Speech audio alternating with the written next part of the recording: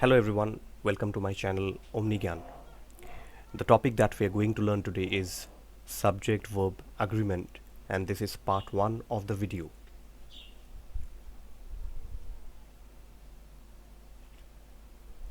So let us straight away start our learning. As you can see, subject can be both singular and plural. तो subject जो है वो singular भी हो सकता है, singular मतलब one, okay, and it can also be plural. Plural मतलब two or more than two, okay, two or more than two, ठीक है. और सब्जेक्ट किसे कहते हैं हम लोग? सब्जेक्ट हम लोग कहते हैं जो एक्शन करता है उसी को हम लोग सब्जेक्ट कहते हैं, okay. And a subject can either be a noun और अ प्रोनाउन. सब्जेक्ट जो है वो या तो नाउन हो सकता है, नहीं तो वो प्रोनाउन हो सकता है. और नाउन या प्रोनाउन अगर आप लोग सेंटेंस में देखेंगे तो आप लोगों को पता चलेगा कि सब्जेक्ट कभी कभी सिंगुलर भी होता है, नाउन जो है कभी कभी एक भी होता है, कभी कभी बहुत सारे भी होते. तो एक मतलब सिंगुलर और बहुत सारे मतलब प्लूरल. और कभी कभी प्रोनाउन भी होते हैं, ठीक है. जैसे ही जो है वो प्रोनाउन है और ही का प्लूरल जो है, ठीक है, ही सिंगुलर है और ही का प्लूरल जो है वो दे हो सकता है. उस हिसाब से आपको ऐड करना है, ठीक है. तो सब्जेक्ट बेसिकली हम लोगों को इतना समझना है कि सब्जेक्ट जो है वो या तो सिंगुलर वन हो सकता है या तो प्लूरल टू और मोर देन टू मेनी हो सकता है. Fine, let us move on. Now note down the following things, okay. In a sentence you will find noun as well as verbs. Now let us learn about nouns. तो हम लोग क्योंकि subject verb agreement पढ़ रहे हैं तो from that perspective, from that view point, उस हिसाब से हम लोग आज स्टडी करेंगे, ठीक है. तो first of all let us see in subject verb agreement noun किस तरीके से यूज़ हो सकता है. तो नाउन सिंगुलर आप लोगों को पता है, नाउन का सिंगुलर. और नाउन का अगर आपको प्लूरल निकालना है, plural noun, okay, if you want to make the noun plural you can add s to the noun, you can add es to the noun, you can add ies to the noun, ठीक है. अगर noun को आपको plural बनाना है, mini बनाना है, तो आप या तो s ऐड कर सकते हैं, या तो आप es ऐड कर सकते हैं, या तो आप ies ऐड कर सकते हैं. जैसे कि मैंने एग्जांपल दिया, डॉग सिंगुलर हो गया आपका वन, उसका अगर आपको प्लूरल निकालना है तो आप s लगाएंगे तो डॉग्स हो गया. तो s, सिर्फ s. अभी कुछ कुछ नाउन है जो es ऐड करके प्लूरल बनता है, ठीक है. जैसे बस, बस के साथ आप s, सिर्फ s तो नहीं लगा सकते, बस के साथ आपको es लगाना होगा, तो वो बन जाएगा बसेस, राइट. तो स्पेलिंग में थोड़ा वेरिएशन आता है, ठीक है. ये चीज़ आपको सीखना होगा. You have to learn this things, you can learn this things on your own also, okay. फिर डायरी, जनरली जो नाउन वाई से एंड होता है, ओके, उसमें हम लोग ना तो एस लगाते हैं ना तो ई एस लगाते हैं, ठीक है. उसमें हम लोग आई ई एस लगा के उसको प्लूरल बनाते हैं, डायरीज. और वाई जो है वो डिलीट हो जाता है सेंटेंस से, वर्ड से. Got it. तो आपने तीन वेरिएशंस का स्पेलिंग देखा है यहाँ पे, okay. You have seen the three variations of spellings. Dog में सिर्फ एस, प्लूरल हो गया डॉग्स. बस में ई एस लगता है तो बसेस हो गया. और डायरी में आई ई एस लगता है तो डायरीज हो गया, ओके. तो स्पेलिंग में आप देखते हैं कि स्पेलिंग में डायरी में स्पेशली जो वर्ड वाई से, जो नाउन वाई से ख़त्म होता है, ओके, वहाँ पे हम लोग आई ई एस ऐड करके उसको प्लूरल बनाते हैं. और वाई जो है फाइनल जो स्पेलिंग आपका है, वाई आपका डिलीट हो जाता है वर्ड से, okay. Did you get it, right. तो because we are learning about subject verb agreement, और क्योंकि मैंने कहा कि सब्जेक्ट या तो नाउन हो सकता है या तो प्रोनाउन हो सकता है, तो हम लोग नाउन, प्रोनाउन और वर्ब के बारे में ही पढ़ेंगे, ठीक है. और किसी चीज़ के बारे में हम लोग आज नहीं पढ़ेंगे क्योंकि we have to stick our explanation, our learning only to subject verb agreement, ठीक है. और जैसे कि मैं रिपीट करता हूँ, क्योंकि सब्जेक्ट या तो नाउन होता है या तो प्रोनाउन होता है, तो हम लोग नाउन प्रोनाउन सब्जेक्ट के हिसाब से पढ़ेंगे और उसका रिलेशन वर्ब के साथ कैसे आता है, तो इसलिए हम लोग वर्ब पढ़ेंगे, ठीक है। तो हम लोगों ने नाउन पढ़ा कि नाउन में अगर हम लोग एस ई एस और आई ई एस लगाते हैं तो नाउन जो है वो प्लूरल बन जाता है, राइट। लेकिन वर्ब में उसी चीज़ का उल्टा होता है। In the verb it is something which is opposite, वो रिवर्स होता है, वो उल्टा होता है। अगर आप वर्ब में एस लगाएंगे, ई एस लगाएंगे और आई ई एस लगाएंगे तो वो सिंगुलर हो जाता है। देखिए नाउन से उल्टा है वर्ब। नाउन में अगर आप एस ई एस और आई ई एस लगाते हैं, if you add s e s and i e s in noun it becomes plural, but that is opposite in verb. In verb if you add s e s and i e s that becomes singular. You will have to remember this, okay? ये आपको याद करना है, याद रखना है.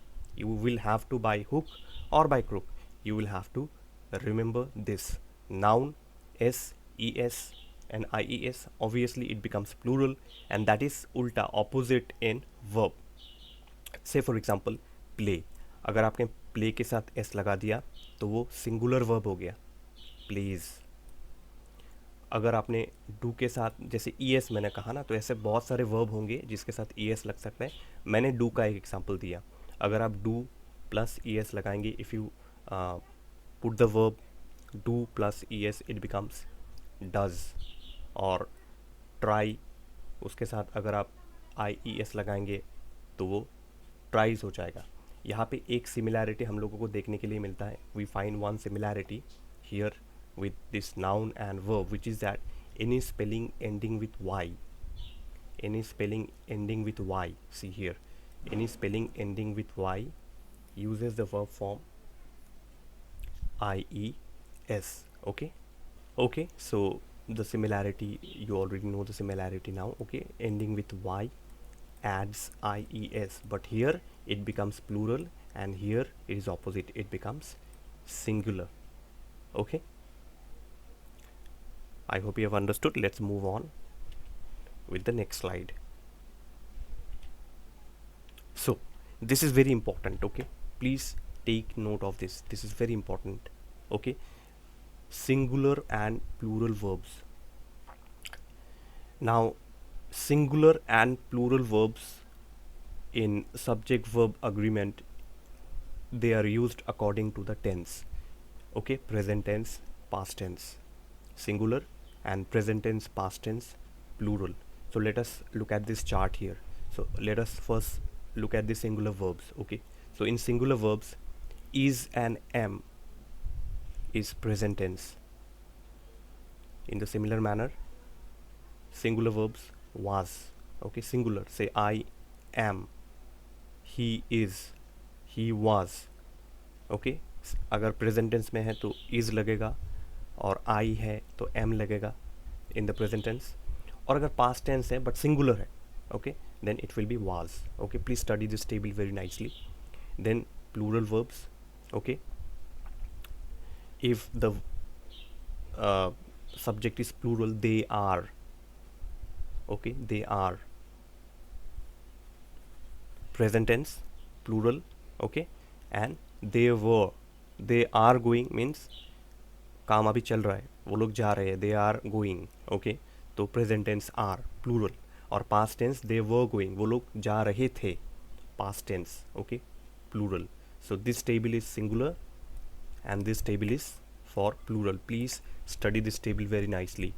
Okay, otherwise it will be difficult for you to do exercises on subject verb agreement. Okay, because I won't say it is very difficult, but yes, it is. You have to study certain things in order to be familiar with the exercises. Okay, let's move on. So now we come to the main explanation of subject verb agreement. Now if you remember, in the first slide itself I showed you about subject. Now we have seen that subject can be both singular and plural, okay, according to the sentences given. Now here we will learn about compound subject, because we have come to the main explanation. We have come to the main explanation of subject verb agreement. See, subject verb agreement itself means that the subject will have to agree with the verb. I'll give you an example. Do we say I is going to the market? We never use is with I. We always use am with I. So am is the verb here, auxiliary. Am is the verb here, and I. So subject does not agree with the verb is. It agrees with am. Right? Okay, we will learn some more examples. So compound subject. So what does compound means? Compound means two. Compound matlab दो, two. So compound subject means obviously two subjects. अगर sentence में दो subject है, मतलब दो action doer है, मैंने कहा ना सब्जेक्ट मतलब जो एक्शन करता है, तो सब्जेक्ट में एक सेंटेंस में एक सब्जेक्ट हो सकता है जो एक्शन कर रहा है, कभी कभी सेंटेंस में दो सब्जेक्ट भी हो सकता है जो एक्शन कर रहा है, राइट? तो उसको हम लोग कंपाउंड सब्जेक्ट कहते हैं. Okay, compound subject means two subjects. Look at this example here. Sita and Geeta. Sita is one subject, Geeta is another subject. And I told you, always remember noun or pronoun, they are the subjects. एक sentence में subject सिर्फ noun और pronoun ही हो सकता है और कोई parts of speech subject नहीं होता है. Please remember this. In a sentence noun or pronoun can be the subject and nothing else. Got it? So Sita and Geeta, these are the two subjects. Okay, now in compound subjects the verb that is used is plural because there are two subjects, right? क्योंकि दो subject है इसीलिए R जो है वो verb है, तो R तो प्लूरल ही होगा क्योंकि यहाँ पे दो अलग अलग सब्जेक्ट है. तो Sita and Gita are best friends. तो हम लोगों को ये पता चला कि अगर दो सब्जेक्ट सेंटेंस में है तो हम लोग कौन सा वर्ब यूज़ करेंगे.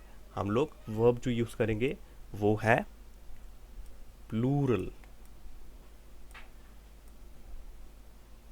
राइट? हम लोग प्लूरल वर्ब्स यूज़ करेंगे. आर हम लोगों ने पिछले टेबल में देखा था. Please go back to the table and learn is, am, are. Okay, so plural subjects, two subjects, compound subjects uses the plural verb. Got it? Let's move on.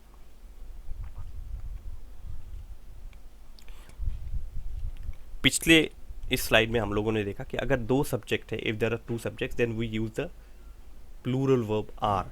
यहाँ पे तो इज तो नहीं लग सकता. You can not use is here. Is will be wrong.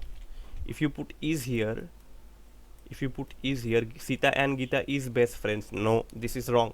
Is will be wrong obviously because there are two subjects and two separate subjects, so we have to put are here. But you have to learn certain rules where there are exception. exception मतलब ऐसे कई rules हैं जहाँ पे अगर compound subject है तो आपको सिंगुलर वर्ब ही लगाना होगा, आप प्लूरल नहीं लगा सकते. कैसे? Look at exception 1. Please learn these exceptions very nicely. There are more exceptions. Okay, in the next few slides you will find more exceptions. Please learn the exceptions very nicely. ठीक है? तो however, this rule, जो पहला rule हम लोगों ने सीखा, this rule does not apply in the following case. ठीक है? अगर each और every किसी सेंटेंस में है और each and every is used with compound subject, अगर दो सब्जेक्ट हैं, there are two subjects, but वहाँ पे ईच वर्ड या एवरी वर्ड है, ओके, तब हम लोग जो है उसको सिंगुलर वर्ब से रिप्रेजेंट करेंगे, not plural. It will be singular. ठीक है? हम लोगों ने देखा कि सीता और गीता दोनों दो वर्ब है, कंपाउंड दो नाउन है, दो सब्जेक्ट है, कंपाउंड सब्जेक्ट. ठीक है? लेकिन अगर उस सेंटेंस में ईच या एवरी वर्ड आता है तो हम लोग वहाँ पे आर वर्ड यूज़ नहीं करेंगे. We will use the verb is. जैसे कि इस एग्जांपल में देखो, यहाँ पे boy is one subject, girl is one subject, तो इट इज़ कंपाउंड सब्जेक्ट. तो हिसाब से यहाँ पे आर होना चाहिए था, राइट? बट यहाँ पे आया क्या? यहाँ पे आ गया इज़. क्यों इज़ आया? एक्सेप्शन 1. यहाँ पे each word is given here. The word each is given here. So each boy and girl is invited. अगर ईच और एवरी लगता है तो उस सेंटेंस को हम लोग सिंगुलर के हिसाब से ट्रीट करते हैं, नॉट प्लूरल। तो यहाँ पे बॉय एक सब्जेक्ट है, गर्ल एक सब्जेक्ट है, ठीक है। So the verb that is used is singular. So each और एवरी वर्ड याद रखना है, एक्सेप्शन। अगर बॉय एंड गर्ल होता तो आर इन्वाइटेड होता, बट अगर उसके पहले ईच या एवरी वर्ड लगता है तो वो इज होगा। या अगर आप पास्ट टेंस में उसको रिप्रेजेंट करना चाहते हैं तो यहाँ पे वाज होगा। मतलब मेन बात ये है, the main thing is that the verb will be singular whether it is in present tense और in past tense, the verb will be singular. See I have written here, if sentence is in past tense then you will have to use was in place of is. So if this sentence is in past tense, you use was instead of is. Okay, I've just given an example. So exception 1 is clear with all of you. Okay, fine, let us move on to the next explanation. This is exception 2. Please learn the exceptions. I repeat, please learn the exceptions very nicely.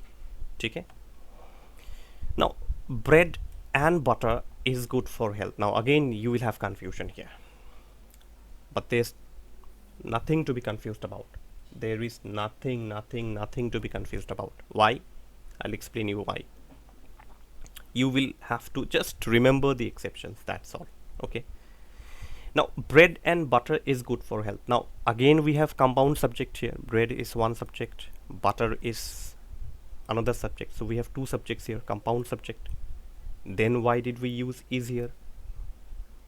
और यहाँ पे ना तो each है ना तो every है, जैसे कि हम लोगों ने पिछले सेक्शन में एक्सेप्शन 1 में देखा कि अगर ईच और एवरी वर्ड रहता है तभी हम लोग इज सिंगुलर लगाएंगे, बट यहाँ पे ना तो ईच है ना तो एवरी है और ऊपर से इट इज़ कंपाउंड सब्जेक्ट, दो सब्जेक्ट अलग है, फिर भी हम लोगों ने इज लगाया। क्यों लगाया सिंगुलर वर्ब, क्यों लगाया bread and butter is good for health? उसका रीज़न ये है, look here, please come down here. This is considered as singular because both bread and butter makes a complete food.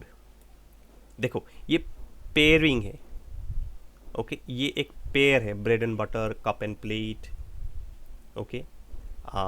ऐसे बहुत सारे पेयरिंग वर्ड्स आप लोगों को मिल जाएंगे। You will find similar plenty of pairing words जो मिलके एक बनता है, एक चीज़ बनता है, ओके। तो ब्रेड और बटर जो है ये दोनों मिलके कंप्लीट फूड बनता है। तो दो कंपाउंड सब्जेक्ट मिलके जब एक कंप्लीट थिंग बनता है तो हम लोग उसमें सिंगुलर वर्ब लगाते हैं। Okay, see here, when two singular nouns make a complete thing, जब दो सिंगुलर नाउन, जैसे ब्रेड एक सिंगुलर नाउन है, बटर एक सिंगुलर नाउन है, तो when two singular nouns make a complete pair और थिंग, जब दोनों मिलके एक कंप्लीट, एक होलसम चीज़ बनाता है, एक कंप्लीट थिंग बनाता है, तो वी यूज सिंगुलर वर्ब। या तो प्रेजेंट टेंस होगा तो इज होगा, अगर पास्ट टेंस हुआ तो वाज होगा। बस इसी चीज़ को याद रखना है आपको, ठीक है। Exception 1 and exception 2, okay. तो पहले वीडियो में हम लोगों ने देखा, see let us just have a recap. पहले वीडियो में हम लोगों ने देखा कि अगर दो कंपाउंड सब्जेक्ट है तो वर्ब प्लूरल होता है।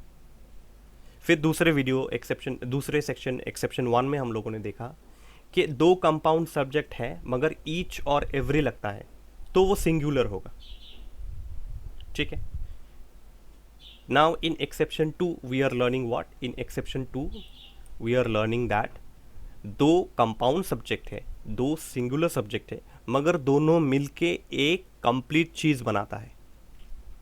ये खाना जो है, ये ब्रेड और बटर का जो ये जो खाना है, दिस फूड, ये कंप्लीट होता है दोनों मिलके, ब्रेड और बटर दोनों एक साथ मिलके, दोनों ये जो जोड़ी है ब्रेड और बटर का, ये दोनों एक साथ मिलके एक ब्रेकफास्ट का खाना होता है, राइट। तो दो सिंगुलर वर्ब्स मिलके जब एक कंप्लीट चीज़ बनाता है तो वो सिंगुलर वर्ब से रिप्रेजेंट होता है।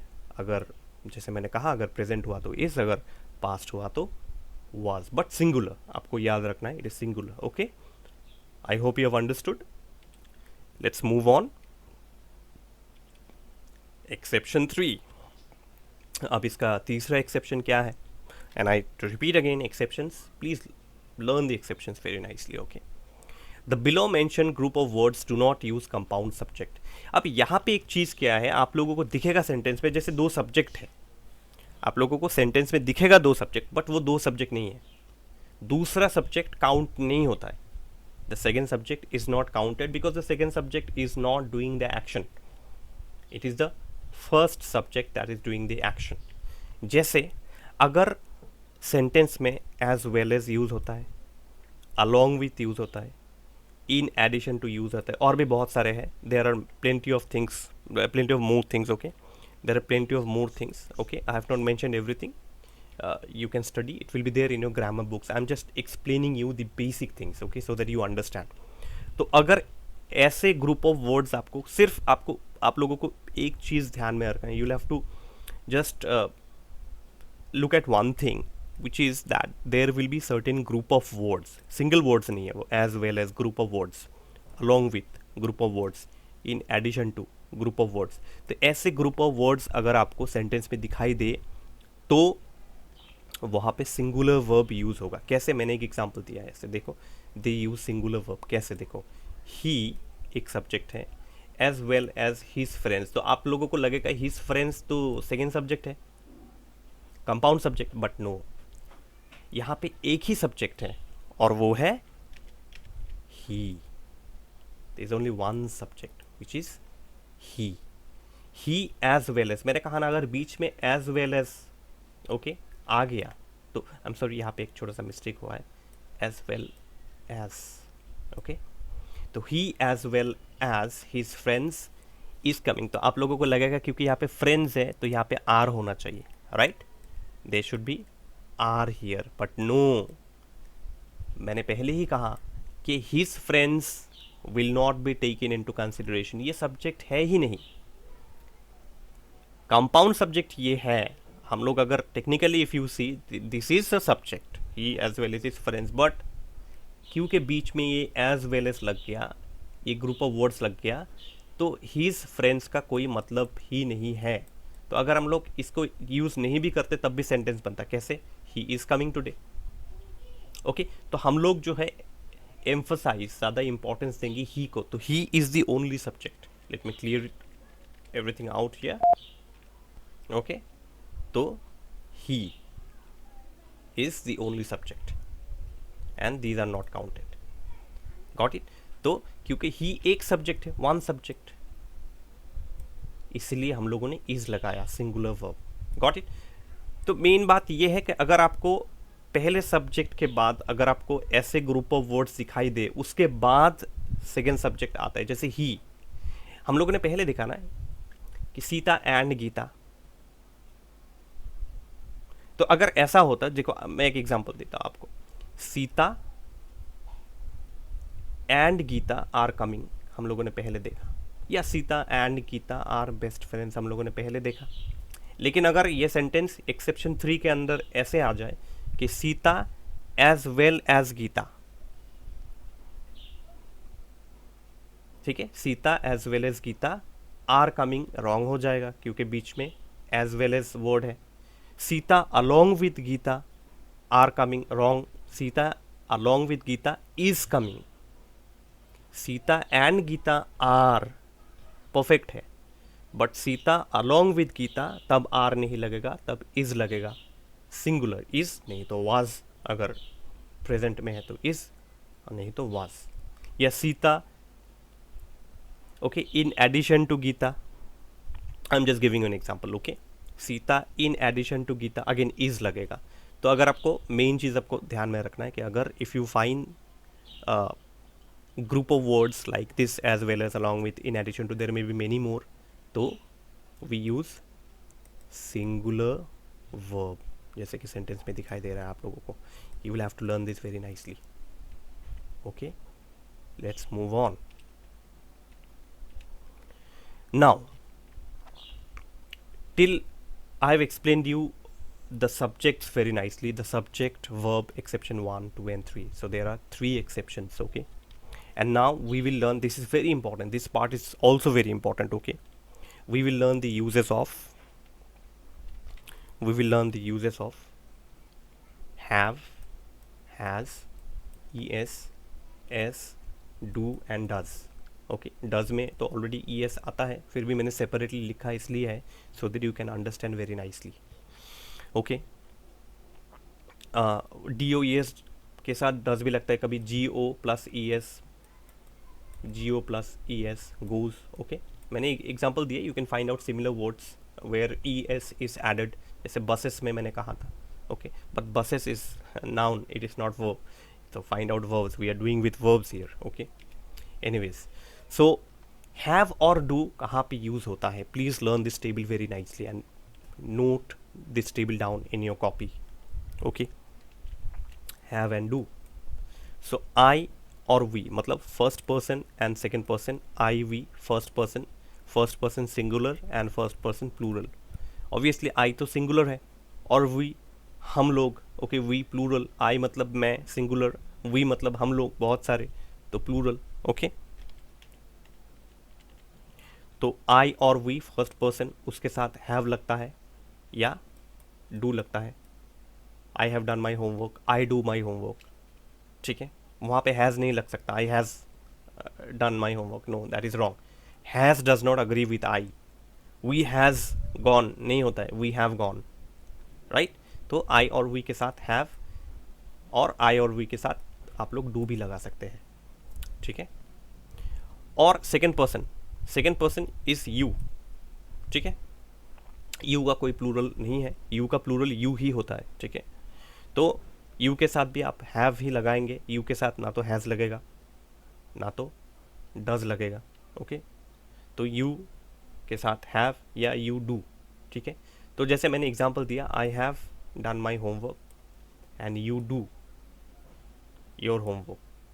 ठीक है, तो यहाँ पे एस नहीं लगेगा, या तो हैव नहीं तो डू। ठीक है, please note this table very nicely. Next, now use of has and es. Okay, we will not have will be cancelled from here, have will come in the next section actually. Okay, तो has, s और es कहाँ कहाँ लग सकता है, देखिए देखो आप सब लोग। तो हम लोग थर्ड पर्सन के साथ हैज़ लगाएंगे। ठीक है, या तो वर्ब के साथ s लगाएंगे। यहाँ पे तीन चीज़ें हैं। ठीक है, थर्ड पर्सन के साथ हैज़ लग सकता है, वर्ब के साथ s लग सकता है। मैंने पहले वीडियो में आप लोगों को दिखाया था वर्ब के साथ s कैसे लगता है, जैसे प्ले के साथ मैंने s लगा दिया था, राइट। और थर्ड डज, तो थर्ड पर्सन के साथ आप ये तीनों लगा सकते हैं, ही, शी और इट। आप सिर्फ एस वर्ड को याद रखिए, देखो तीनों में एस आता है ना, तीनों में एस वर्ड आता है, राइट। तो इस एस फैक्टर को आप लोग ध्यान में रखिए, सिर्फ याद रखिए एस फैक्टर। ओके, हैज़ में एस है और वर्ब के साथ अगर एस लगता है तो एस फैक्टर को आप लोग ध्यान में रखें। तो ही, शी और इट, इन तीनों के साथ ये एस फैक्टर अग्री करता है। जैसे she has done her homework, हम नहीं कहते she have done her homework, wrong. He plays football, हम लोग अगर कहें ही प्ले फुटबॉल, एस अगर हम लोग यूज़ ना करें तो वो गलत हो जाएगा। Okay, he is the third person pronoun and with the third person pronoun we always add the word s. तो he plays football, she does her homework, again with third person we are using s. तो मैंने कहा आप लोगों को s factor third person pronoun के साथ जाता है, तो आप लोग s फैक्टर को ध्यान में रखिए। Okay, she do her homework will be wrong, she does her homework, right? So the summary of this particular thing is that with third person you have to add s to the verb, that's all. अभी एक exception है, जैसे कि मैंने कहा कि I have singular, we have. Okay, so here have and do always goes with plural. Do और have जो है, अगर आपको प्लूरल दिखाई दे तो डू और हैव आप हमेशा प्लूरल के साथ ही यूज करेंगे। जैसे हैव और डू इज यूज विद, जैसे दे इज प्लूरल, दे मतलब वो लोग, बहुत सारे लोग, तो ये प्लूरल है, राइट, ये प्लूरल है। तो दे हैव गॉन, अभी दे हैज़ गॉन तो आप नहीं लगाएंगे यहाँ पे, राइट। दे आप नहीं लगाएंगे यहाँ पे, हैज़ आप नहीं लगाएंगे यहाँ पे, दे हैव गॉन होम, क्योंकि दे प्लूरल है, प्लूरल के साथ हमेशा हैव ही जाएगा, ठीक है। फिर हम प्लूरल नाउन्स को देख लेते हैं, जैसे बर्ड्स लग गया, बर्ड्स, देखिए बर्ड्स के साथ एस है, इसका मतलब ये प्लूरल है, तो मैंने पहले ही कहा कि प्लूरल के साथ हमेशा हैव वर्ड जाएगा। Birds is there, right, birds is there, right, so birds plural, okay. Birds के साथ, with birds we will use have, you cannot use s here. I'll explain you one more thing which will be easier for you to remember. The birds have flown, cats s है, तो मैंने कहा कि cats अगर s plural अगर है तो उसके साथ do जाएगा, अब does नहीं लगाएंगे। अभी इसको याद रखने का, okay, birds and cats both are plural, इसको याद रखने का एक और तरीका है। क्या तरीका है? have और do को याद रखने का एक और तरीका है। देखिए birds, please watch the screen, look at the screen very carefully. Birds में एस है, तो यहाँ पे आप हैज़ नहीं लगाएंगे, क्यों? क्योंकि यहाँ पे भी एस है, यहाँ पे भी एस है, दोनों एस एक साथ नहीं जा सकते। बस तो बचा क्या फिर? अगर एस कट गया तो वी ई, बस आपको यही याद रखना है। Cats, okay, let's see cats, plus से अगर आपको गलती होने का अगर चांस है, आपने डज लगा दिया, तो फट से मन में ये आ जाना चाहिए, दिमाग में ये आ जाना चाहिए, कैट्स में भी एस है, डज में भी एस है, तो ये तो रॉन्ग है। तो अगर एस है, एस कट गया तो ई भी नहीं होगा, तो कैट्स डू, तो डू, ठीक है। तो हैज़, एस, ये सब प्लूरल नाउन के साथ नहीं जाएगा या प्लूरल प्रोनाउन के साथ नहीं जाएगा, क्योंकि दो एस एक साथ फिट नहीं होंगे, ठीक है। इस तरीके से आप याद कर लीजिए। तो बर्ड्स के साथ हैव जाएगा, कैट्स के साथ डू जाएगा, यहाँ एस फैक्टर काम नहीं करेगा, S factor will not work here. जैसे कि हम लोगों ने पहले सेक्शन में देखा कि एस फैक्टर आपको याद में रखना है, बट यहाँ पे जो है एस फैक्टर बिल्कुल काम में नहीं आएगा। Okay, I hope you have understood this thing. Okay, you can practice some more exercises from the textbooks also. So that's all from me for today. This was part 1 of the video. I will very soon bring the part 2 of the video where we will discuss more things about subject verb agreement, and along with that we will solve some exercises also. Meanwhile, please watch the video again and again, and you can consult your grammar books also for more understanding, okay. And finally, the request that I always make is please subscribe to my channel and share with all your friends, share the video, like the video, and if you have any doubt, anything that you did not understand, I always give my mail id, email id, you can mail me at any point of time you want to, and you can also comment me in the comment box. And yes, if you have any request, if you want me to make any video on any English grammar or English literature under Meghalaya Board of School Education syllabus, you can always put it there in the comment box, and I'll definitely, it could take some time, but I'll make sure that I make the video that you requested me to. Okay, so that's all for me today. Please subscribe to the channel, I repeat, and share the video, like, comment. Okay, so thank you all, thank you for watching the video, and all the best to all of you.